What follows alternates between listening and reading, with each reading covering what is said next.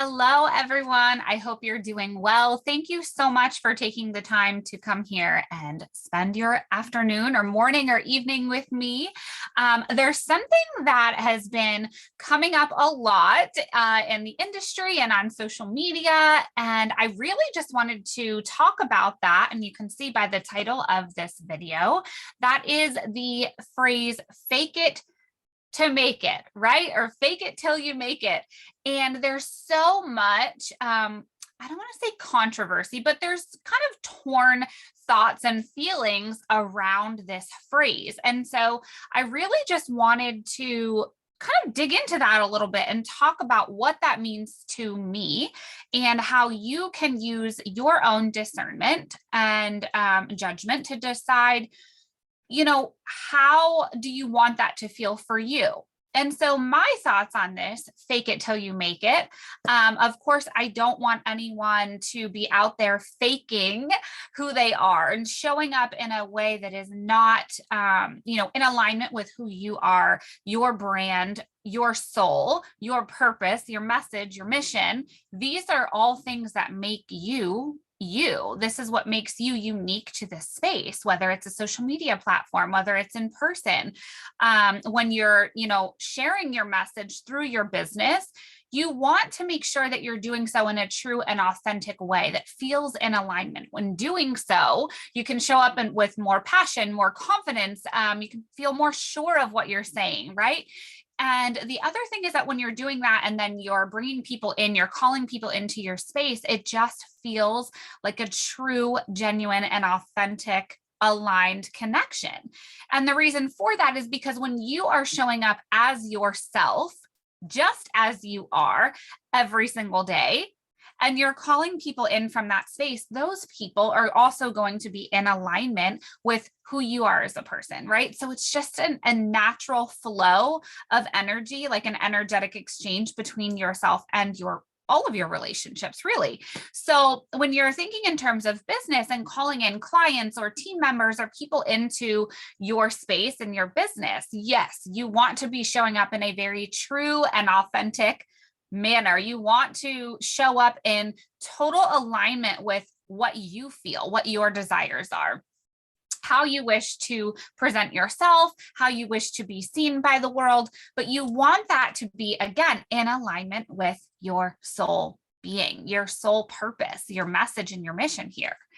Now, when we hear the term fake it till you make it, and I'm even one who has said that in the past, I want to really dive into what that means. And the word that comes up for me when I think about this is the word embodiment or embodying, right? So when we think about manifesting where we want to be, or, what level we want to be at in our business, or what we want to call into our business, and that next level version of ourselves, when we're envisioning that, one important step of manifesting is people think, well, if I write it down in a journal and I put affirmations on my mirror and I say them every day, that is going to make it happen. And that is not the case.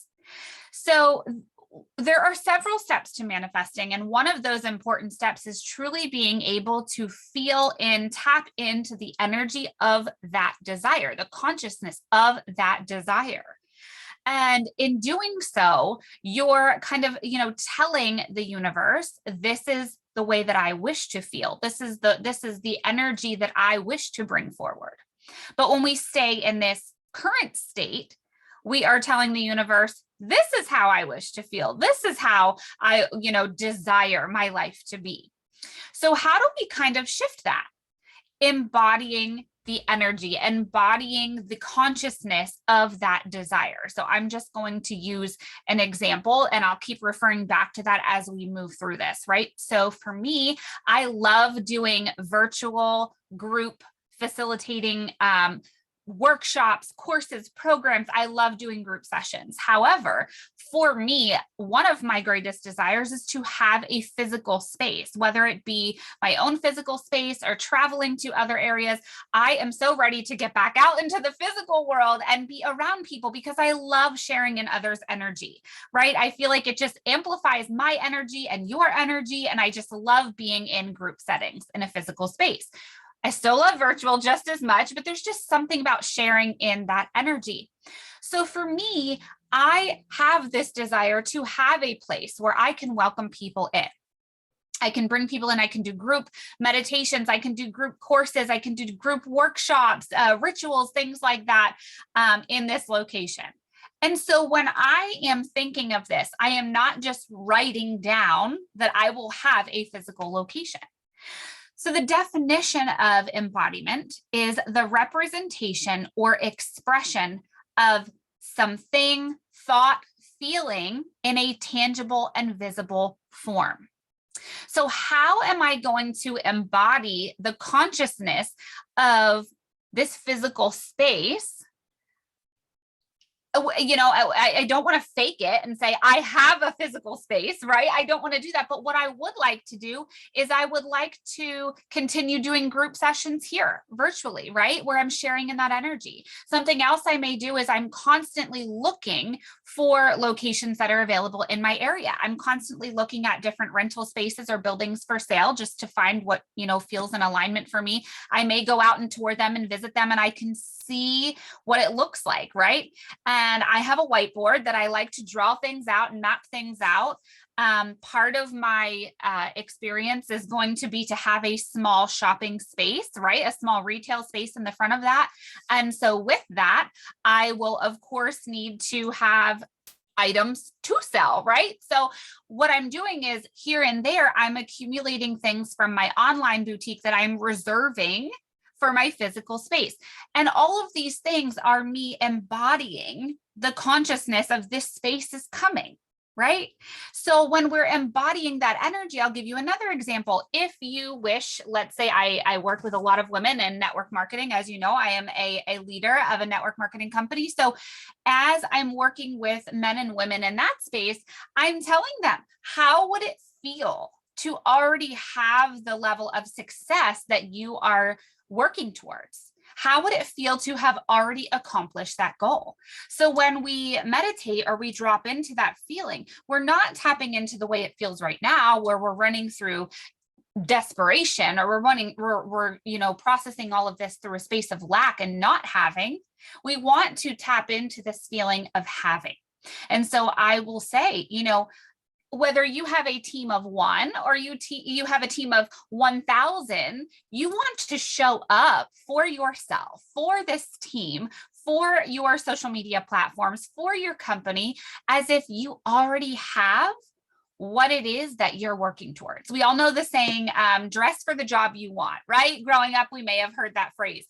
Dress for the job that you want. That is embodying the consciousness, the energy of that job. And it is the same thing. When I hear fake it till you make it, that is what I'm thinking. So I do not want people going out and faking it and saying, I am this and I have this. And then when people come into your space, they're like, no, you don't. That's not what we mean by fake it till you make it. To me, faking it till you making it really should be embodying the energy of the consciousness of this desire. So if you wish to be a leader with a team of thousands of people, well, then you should start making plans and, you know, navigating your business as if you already have those things, preparing to have all of the things that you want, the larger, you know, bank account, the larger number of people that you are working with and serving. You know, the larger number of customers or clients that you're bringing in. What do you do for client appreciation? How do you provide customer service? And so the same thing is for me when I'm looking for this physical space. How am I going to manage a physical space? I'm writing out different bills. I'm understanding how to prepare for that. I'm drawing out a plan. I'm planning for things that I want to do in person because I am trusting that that is coming. And so I'm embodying that energy by already preparing for when that comes. So what I'm not doing is I'm not going out and inviting people into this physical space that when they ask for the address, I don't have one, right? So that would be faking it, right? So we're not saying fake it until you make it, saying lie or be inauthentic or not true to yourself. What we're saying is embody that energy, that consciousness. So if you are, you know, running for a certain goal or, you know, reaching a certain level of your business, or calling in a certain dollar amount or number of people into your team or your business, what you want to do is you want to lay things out as if it's already done. You want to show up in a manner that is confident, that is powerful, and I like to call it soul confidence. If you follow me, you'll hear me use that term a lot. Soul confidence to me means that you are not just confident that you look pretty. You're not just confident in what you're talking about. You are confident at a soul level. And confidence at a soul level means that I am so sure of where I am going. I am so sure of what I am cultivating in my life and this experience here in the 3D. I am so confident in my message that I don't have to know the timeline. I don't have to see it to know that it is already there and available for me. I am showing up because I know that this is where I'm going. I know that this is my next and best. And so when you're showing up in that manner, you're attracting and calling things in from that same energy, that same consciousness. So there's two things that tend to kind of stand in the way. Our two biggest blocks. Number one is time. Everyone wants to do things on their own timeline. We're watching a clock. This isn't happening fast enough. This isn't happening in the time that I wish that it would happen. And I'm going to tell you, I want you to think of it this way. If you're staring at a clock and you go and you look at a clock right now or a calendar right now, you're keeping yourself, you're holding yourself in this current state of consciousness that you're in. In this current state, you are not yet there. So constantly watching this clock and constantly, looking at the calendar and trying to have control of the timeline, you're holding yourself in a space of, I don't yet have it. That's a space of lack. It's a space of where you are right now, just wishing for it or just hoping and prepping for it. But what you want to do is you want to hold yourself in a state of consciousness or energy where your desire is already done. It's already manifested itself into reality. That is where the preparations come into play. You're out looking at different locations and businesses. You're out touring different facilities. You are, accumulating things that you're going to sell in your shop. Maybe you go out and it can be something simple. I love to go into stores like Hobby Lobby or little craft stores, and they always have good deals on little cards. I love sending handwritten cards to anyone that is a client of mine. So I like to buy those when they're on sale. Well, I might buy 1,000. Maybe I only have 50 people who I'm serving right now, but I'm going to buy 1,000 because I am going to eventually need 1,000, right? These are things that you can do to start truly embodying that energy, that consciousness, not worrying about it didn't happen yet. When is this going to happen? I knew that.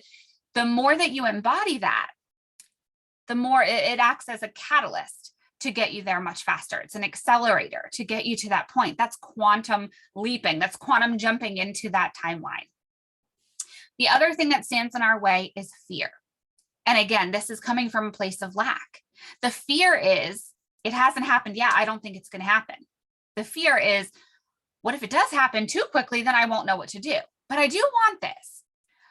Well, when we're thinking in a place of fear, and there's many other fears, I'm only listing two, but there's, when we're thinking in a place of fear, the universe doesn't know the difference between a thought, whether it's reality or whether it's, not, right? So the more that we sit and think, we're sending that vibration out there. So the more that we sit in fear, that's the vibration we're sending out there. And it's about resonance. We're going to attract and, resonate on that same frequency. So if we're resonating in a place of fear, then we're going to get all of the lack. We're going to get all of the fear, all of the things that are not working out. When we start thinking of all the things that can go wrong, that's what we're going to bring in.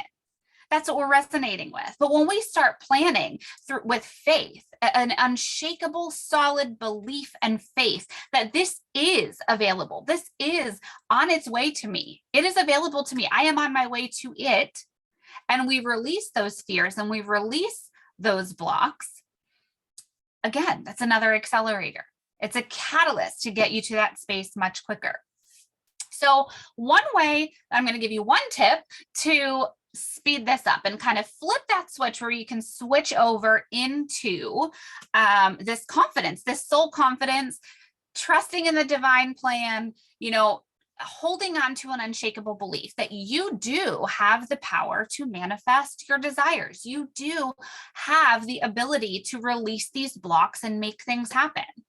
And in doing so, I want you to just close your eyes for a moment, take a couple of deep breaths and clear out the energy.